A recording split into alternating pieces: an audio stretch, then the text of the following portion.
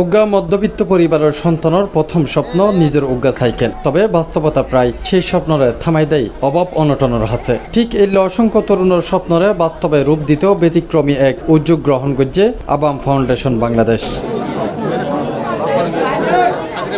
পবিত্র রমজান মাসরে কেন্দ্র করে সংগঠন আয়োজন করছিল 40 দিনব্যাপী জামাতুল লগে সালাত আদায় ক্যাম্পেইন 2025। এই ক্যাম্পেইনের মূল উদ্দেশ্য আছিল তরুণ অলরে নামাজের প্রতি উৎসাহিত করা এবং ধর্মীয় অনুশাসনের মধ্যে ফিরাই আনা। ক্যাম্পেইনত অংশগ্রহণকারী তরুণ অলরে টানা 40 দিন 5 ওয়াক্ত নামাজ জামাতে আদায় করণ ফজ্জে। ক্যাম্পেইনের শর্ত পূরণ করি সফলভাবে নামাজ আদায়কারী অলরে শনিবার নগরীর পাঠানপুর জামে মসজিদ প্রাঙ্গণ 67 জন তরুণরে 3 ক্যাটাগরিত পুরস্কৃত করা হয়। প্রথম ক্যাটাগরিত 42 জন বিজয়ীর প্রত্যেকরে দেওয়া হয় উগ্গাগরি সাইকেল। দ্বিতীয় ও তৃতীয় ক্যাটাগরির অংশগ্রহণকারী হলে পাইয়ে স্মার্ট ওয়াচ সহ নানা উপহার সামগ্রী। 40 দিন নামাজ পড়ছিলাম আমি।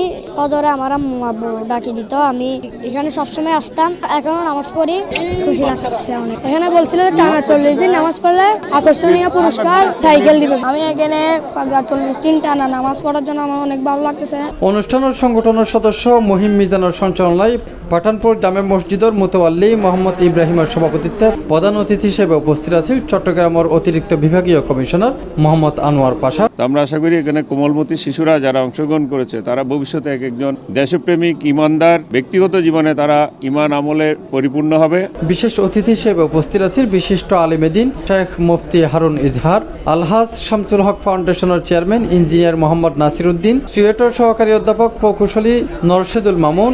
উদ্বোধক হিসেবে উপস্থিত আছেন আবাম ফাউন্ডেশন বাংলাদেশের কেন্দ্রীয় সভাপতি শামসুল আলম খান মুরাদ। আলোচক হিসেবে আছেন পাঠানপুর জামে মসজিদের খতিব মুফতি ডক্টর মাহবুবুর রহমান। বক্তব্য রাখেন সংগঠনের সাধারণ সম্পাদক রাশেদুল্লাহ এবং অর্থ সম্পাদক আখন্দ হাসান মাহমুদ। বাংলাদেশের এই সমাজ পরিবর্তন, বিভিন্ন দুর্নীতি এবং সামাজিক যে বিশৃঙ্খলা এবং কলহ ফিতনা দূর করিবার যে পথপন্থা কি তার ব্যাপারে চিন্তা করলাম। তো ফজর নামাজ যদি জাগ্রত করতে পারি কালচারিয়ান, তাহলে এর দ্বারাই নামাজের মাধ্যমে সলাতের মাধ্যমে পুরো সমাজ সুষ্ঠু সমাজের বিকাশ হবে। এই যে গুরু গুরু ভাঙাটা দিকে দাঁড়াই আছে, এই সময় অসংখ্য পদ এলাম তারা আজ তারা ঈদের আনন্দের দিন, তারা একটা নতুন সাইকেল বাড়ি যাইব এবং এই সাইকেল কিন্তু তারা এনে দিয়ে নজর তারা এই সাইকেল ভাইবেল বলে 40 দিন একা তারা কিন্তু হষ্ট গরম হয়ে যাবে।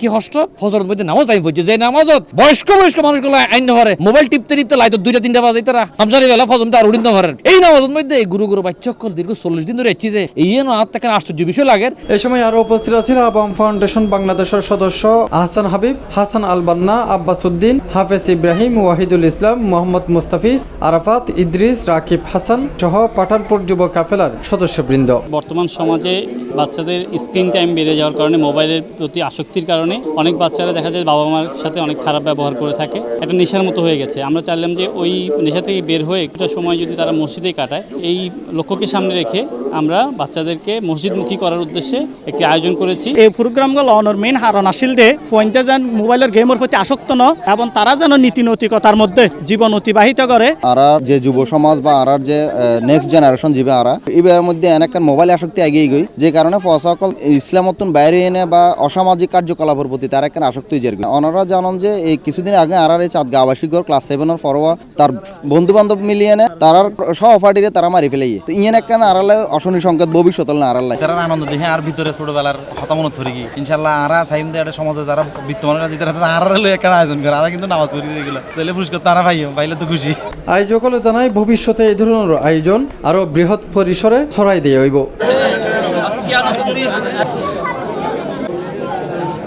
C+ TV Chittagong.